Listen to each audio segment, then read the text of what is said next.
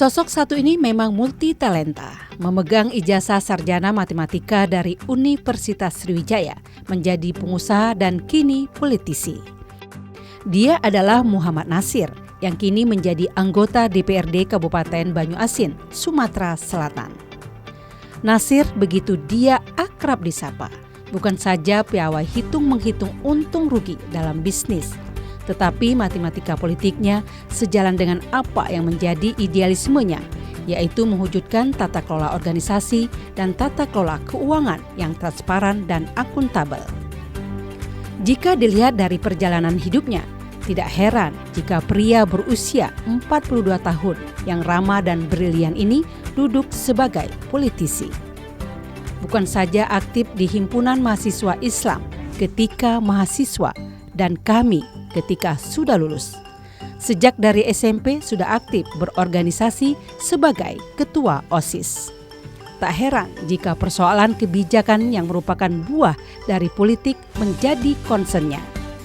Tak lupa dia menitip pesan dalam persoalan keadilan dan pemerataan kebijakan. Inilah Muhammad Nasir.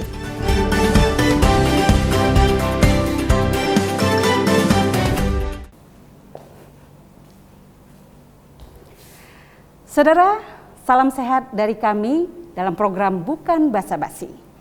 Mengawali dari perbincangan kami akan mengutip sebuah kata-kata bijak dari Imam Al-Ghazali. Barang siapa yang membicarakan aib seseorang, maka seolah dirinya membicarakan aib ataupun keburukan karakternya sendiri. Saudara, saya Merhama akan memandu dan menyimak Bukan Basa-Basi, dan tentunya kali ini bersama Bapak Muhammad Nasir. Inilah Bukan Basa-Basi.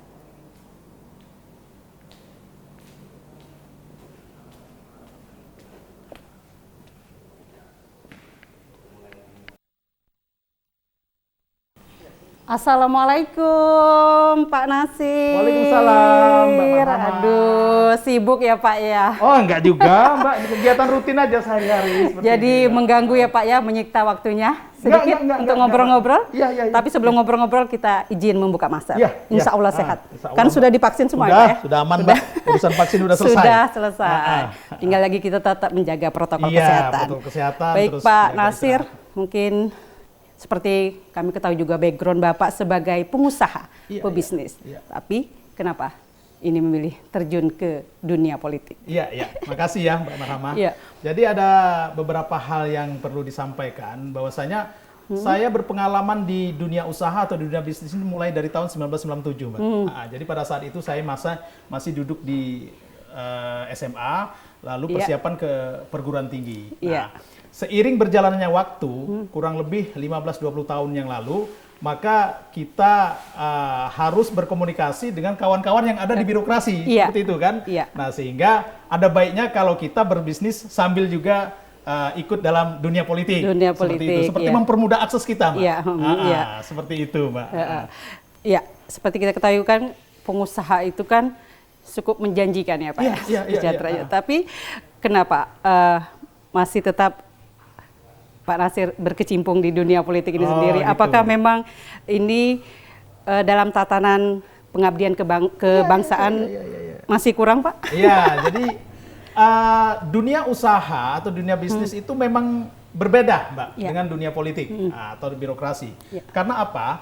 Pada saat kita ingin mengabdikan diri kita kepada masyarakat lebih luas, kepada rakyat lebih banyak, itu tidak bisa kita hanya duduk di usaha. Atau di dunia bisnis. Untuk itu kita harus menyiapkan kita terjun juga di dunia politik. Karena apa? Kewenangan di dunia politik itu lebih luas untuk masyarakat yang ada di lingkungan politik kita. Seperti itu. Sehingga alhamdulillah saya pada tahun 2019 yang lalu terpilih menjadi anggota DPRD Kabupaten Banyuasin. Selamat dong Pak Golkar, selamat ya Pak. Sekali lagi selamat. Ternyata memang bisa dikatakan ya Pak ya, dalam dunia politik ini mungkin lebih juga menjanjikan untuk pengabdian kepada bangsa. Lebih pengabdian kepada masyarakat. Terus seperti kita ketahui juga Pak, latar belakang pendidikan Bapak sendiri kan dari lulusan sarjana matematika, Pak. Bagaimana Pak Bapak membawa dunia politik ini dalam sama dengan jurus matematika politik? Jadi kita basis memang matematika, namun menurut saya ada sesuatu hal yang perlu saya sampaikan kepada kawan-kawan yang ada di birokrasi, bahwasanya matematika itu penting untuk kegiatan politik. Mengapa penting? Karena pada saat kita turun ke perhitungan, bagaimana kita harus mengalokasi anggaran, bagaimana kita harus membuat porsi ini sehingga bisa adil, bisa merata buat masyarakat yang lainnya, kita harus hitung-hitungan. Makanya kita matematika. Silakan Mbak, kita sambil duduk ya Mbak ya. Makasih Pak. Mari, jadi ngobrolnya biar rileks ya Pak ya. Ternyata memang sesuatu yang menjanjikan ya Pak ya dalam lebih cakupannya juga lebih luas lagi dalam dunia politik ini. Terus bagaimana Pak dalam Bapak melakukan dunia usaha dengan politik ini, mengaturnya sendiri juga Pak? Iya, memang perlu waktu yang ekstra untuk kita mengatur dalam dua kegiatan. Ya. Tapi alhamdulillah sejauh ini saya juga mempunyai karyawan yang cukup mumpuni di dunia bisnis, sehingga saya hanya mengkoordinir, memformulasikan dan mengarahkan teman-teman yang ada di kegiatan bisnis kita, gitu kan. Nah, untuk kegiatan politik sendiri, karena ini adalah kewenangan secara pribadi yang melekat pada saya, maka saya harus turun langsung secara pribadi, gitu, di dalam lembaga yang saya ikuti saat ini, yaitu di lembaga DPRD Kabupaten Banyuasin. Ya, tentu juga di dalam lingkup DPRD Kabupaten Banyuasin ini juga mungkin juga lebih disibukkan Pak. Mungkin apa Pak fungsi Bapak di DPRD itu mungkin komisi atau terbagi di bidang apa Pak? Jadi gini, Mbak Marhama, saya saat ini duduk di salah satu anggota Komisi 4. Jadi yang membidangi kesehatan dan pendidikan. Nah, alhamdulillah saya juga diutus atau diberi amanah oleh fraksi Partai Golkar saya, yaitu sebagai anggota Banggar. Banggar yang apa namanya mengurusi terkait dengan rencana anggaran. Ya, Pak, ya. Jadi saya memang fokus di itu. Yang pertama adalah di komisi saya, kesehatan pendidikan dan juga di Banggar. Makanya saya cukup kritis pada saat saya di rapat-rapat Banggar di DPRD Kabupaten Banyuasin. Karena apa? Saya memahami perhitungan. Karena tadi latar belakang ilmu jurusan lulusan matematika Pak ya. Matematika. Luar biasa. Ini berkaitan erat sekali berarti Pak. Betul Bu. Nasir. Karena gini ya, kalau kita lihat pada saat porsi, ini kan kita kan biasanya bicara masalah angka. Nah, kalau angka itu kita sudah memahami secara global atau makronya, kita tidak akan kesulitan untuk membagi pada pos-pos yang lebih kecil. Gitu. Nah, makanya saya bilang dengan kawan-kawan yang ada di Kabupaten Banyuasin dalam hal ini TAPD, kita mesti adil gitu dalam mengambil kebijakan penyusunan APBD pada setiap tahunnya. Kan tadi membidangi tentang pendidikan dan kesehatan.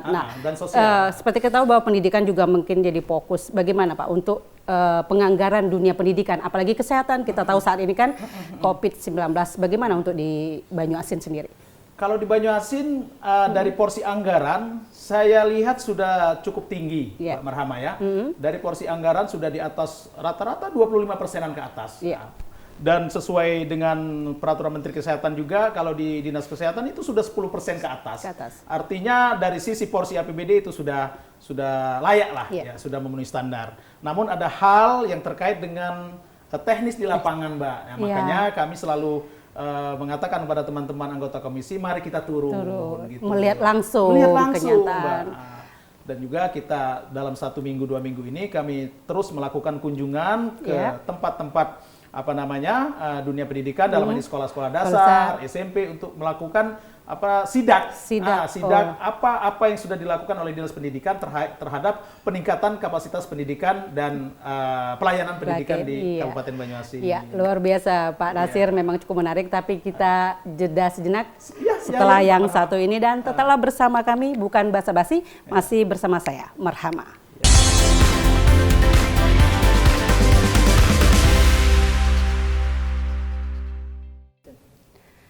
Saudara, terima kasih Anda masih bersama kami, bukan basa-basi, dan tentunya masih bersama saya Marhama dan bersama Pak Nasir. Pak, kita lanjutkan ngobrol-ngobrol santainya Pak. Tadi kan bahwa seperti kami juga tahu background Bapak ini kan memang sebagai pebisnis, pengusaha, iya. Tapi juga Bapak juga memang sibuk dalam hobi dalam olahraga juga. Tapi tentu juga Bapak juga berkecimpung dalam organisasi. Organisasi apa Pak yang pernah Bapak jalankan? Iya. Jadi Mbak Marhamah ya, kalau organisasi yang saya tekuni itu hanya beberapa. Yang pertama adalah saya sebagai salah satu alumni dari HMI, KAHMI yang tergabung dalam KAHMI, Korps Alumni HMI ya di Sumatera Selatan. Dan khususnya kalau di Banyuasin saya dulu pernah menjabat sebagai sekretaris. Waktu itu ketua KAHMI-nya Bapak Henry Zainuddin. Jadi Pak Henry ketua, saya sekretarisnya. Lalu saya juga di organisasi sebagai pendiri Partai Golkar, yaitu SOKSI, Sentral Organisasi Karyawan Swadiri Indonesia. Saya juga masuk di dalam kepengurusan di tingkat provinsi, di Depidar 6, Sumatera Selatan. Ya, Mbak. Nah, namun kalau di bidang olahraga, saya memang menekuni di olahraga badminton. Bapak juga sebagai pengurus PBSI Sumatera Selatan juga, katanya juga pengurus pusat ya Pak ya? Saya juga masuk di pengurus pusat di bidang pembinaan komunitas. Namun karena aktivitas saya banyak di Palembang, di Sumatera Selatan, saya banyak meluangkan waktu untuk pembinaan teman-teman yang ada di Sumatera Selatan. Berarti Bapak memang hobi juga olahraga, hobi badminton ini? Iya, memang hobi, Mbak. Jadi kalau saya itu hampir setiap hari dikatakan bisa main badminton. Pada saat ada waktu sela, saya akan main badminton. Juga ada klub katanya. Oh iya. PBL NUS itu bagaimana Pak? Mungkin bisa juga menceritakan Pak? PBL NUS itu sebenarnya saya bentuk di tahun 2016 yang lalu. Pada saat itu kita ada pembinaan atlet-atlet anak-anak yang mana pada 2017-2018 ada rekrutmen di PB Jarum, sebagian masuk Jarum, sebagian masuk Eksis waktu itu. Sekarang memang kami masih terkendala dengan pelatih, maka kami hanya di komunitas-komunitas untuk adik-adik yang bergabung di PB-PB yang lain.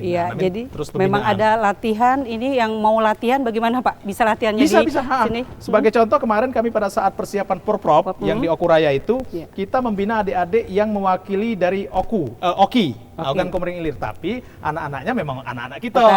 Dari Palembang ya Pak ya. Setidaknya dengan adanya PB NUS ini juga bisa membina atlet-atlet muda Pak ya? Bisa. Khususnya untuk memang kita siapkan untuk pembinaan atlet-atlet muda yang siswa SMP, SMA, bahkan SD, anak-anak SD sudah mulai untuk latihan-latihan itu, Mbak Marhamah. Sebenarnya kalau berkecimpung dalam aktivis itu bukannya dia dari mahasiswa, tapi memang sudah dari sekolah SMA. Bagaimana Pak? Dulu saya waktu SMP, pada saat di SMP Negeri 2 Kikim Lahat, saya juga pernah menjadi ketua OSIS waktu itu. Lalu SMA, saya pengurus OSIS, dan di perguruan tinggi, saya menjadi salah satu pengurus DPMU, Dewan Perwakilan Mahasiswa Universitas waktu itu. Dan memang aktivitas organisasinya sudah lama, Mbak. Memang sudah aktif dari sekolah SMP. Dari sekolah SMP sudah aktif. Jenjang sekolahnya dulu memang dari Palembang untuk SD SMP atau memang dari Lahat? Jadi gini Mbak, karena orang tua saya dulu menjadi seorang tenaga pendidik atau guru dan ditempatkan di Kabupaten Lahat, jadi ikut orang tua. Waktu itu. Dari Lahat, orang tua pindah ke Musi Banyuasin. Setelah Musi Banyuasin, saya pas lulus SMA masuk di Unsri, jadi kuliah di Palembang. Jadi memang background keluarga juga orang tua sudah sebagai pendidik. Jadi dua-duanya Mbak. Dua-duanya. Orang tua ibu dan bapak. Sekarang masih ya Pak ya? Orang tua ibu masih di sini ikut dan saya. Tentunya ini juga tidak terlepas ya Pak ya, dengan background orang tua juga bisa membuat Bapak lebih leluasa untuk terjun ke dunia usaha, termasuk ke dunia politik ini sendiri. Karena gini Mbak, waktu itu kan kita pada saat ingin pendapatan yang lebih gitu kan, ingin tampilan yang lebih dari kawan-kawan, maka kita harus meningkatkan pendapatan. Itulah berbisnis itu. Waktu SMA itu kan, waktu kuliah gitu. Ya Pak, dengan bekal-bekal sudah memang aktivis mulai sejak sekolah. Ini juga memperlancar Pak ya dalam kegiatan Bapak sebagai sebagai anggota DPRD di Kabupaten Banyuasin. Mbak. Mungkin kembali lagi tentang organisasi sendiri Pak. Mungkin tidak akan sampai berhenti ya Pak ya, sampai di sini. Mungkin yang akan Bapak lakukan terus untuk mengabdi terhadap bangsa? Betul Mbak, jadi begini, kita saya sebagai seorang aktivis tidak akan berhenti sampai pada batas kemampuan kita habis, gitu habis, ya. Habis. Artinya gini, untuk membenahi atau meningkatkan kualitas pelayanan kepada masyarakat, saya secara pribadi beranggapan bahwasanya masih banyak yang perlu dibenahi. Nah, perlu membenahi ini banyak, Mbak, dari beberapa faktor. Yang pertama dari faktor kebijakan. Kebijakan dalam hal ini kita ikut di pemerintahan daerah. Pemerintahan daerah mesti kita sampaikan bahwasanya idealnya itu seperti ini gitu kan. Nah, sehingga kalau ini tidak ada partisipasi dari kita sebagai salah satu teman-teman yang memahami, saya pikir ini rugi. Gitu, rugi buat diri saya dan rugi juga buat masyarakat. Ya, Pak ya. Saya seperti itu, Mbak. Luar biasa ya, Pak ya. Memang rutinitas, pokoknya kegiatan yang dilakukan Pak Nasir ini memang berhubungan juga langsung pada masyarakat, apalagi sebagai perwakilan masyarakat, sebagai anggota dewan. Mungkin selama katakanlah dilantik sebagai anggota dewan di DPRD Banyu-Asin, mungkin masih banyak tidak, Pak, tuntutan-tuntutan masyarakat itu sendiri mungkin kurang terpenuhi, mungkin menginginkan peran DPRD sendiri, Pak, untuk mengakomodir setiap keinginan masyarakat sendiri. Ya, jadi gini, Mbak ya. Memang masih banyak sebenarnya apa yang dibutuhkan oleh masyarakat atau aspirasi masyarakat. Tapi pada saat ini karena keterbatasan kemampuan daerah kita terkait dengan alokasi anggaran, maka dari itu memang sulit untuk secara cepat, secara serentak gitu untuk merealisasikan apa yang menjadi harapan dari masyarakat. Namun kami berharap walaupun dengan keadaan dalam situasi yang keterbatasan, tapi kita juga tetap harus memperhatikan mana yang menjadi skala prioritas seperti itu, mana yang menurut kita ini layak dibangun, mana yang menurut kita harus adil kita bangun, tentunya di setiap desa yang ada di kabupaten yang tempat saya saat ini, di Kabupaten Banyu-Asin. Iya, kembali lagi mungkin tentang untuk mewujudkan keinginan ataupun apa yang Bapak dapatkan sekarang, mungkin itu juga pasti perlu perjuangan juga ya, Pak ya, untuk mendukung dalam posisi Bapak sekarang sebagai anggota DPRD. Iya, betul, Mbak. Memang perjuangan kita untuk mencapai kedudukan saat ini sebagai anggota dewan memang berat, Mbak. Saya pernah mencalonkan diri di tahun 2009 dan itu gagal. Saya alami itu gagal. Dan alhamdulillah 10 tahun lagi saya persiapan, 2019 baru terpilih. Artinya kan 10 tahun nak nyiapkan untuk 2019 itu. Intinya jangan menyerah ya, Pak, jangan menyerah untuk sesuatu yang baik untuk bangsa dan negara, dan memang ini perlu kita, tapi kembali lagi ngobrol-ngobrol soal badminton, Pak. Badminton seperti kita tahu bahwa TVRI juga sebagai rumah badminton. Iya, rumah badminton.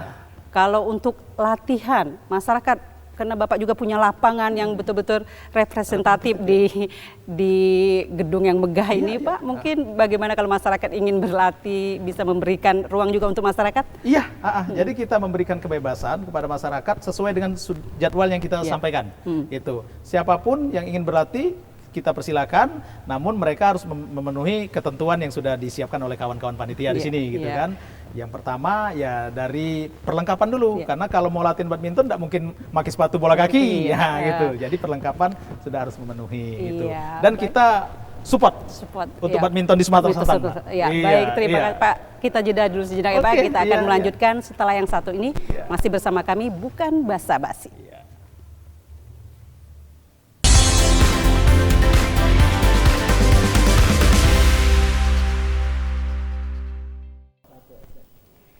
Saudara, terima kasih Anda masih bersama kami, bukan basa-basi, dan masih bersama dengan Pak Nasir. Pak, kita ngobrol lagi, kan seperti kita tahu Bapak memang pebisnis.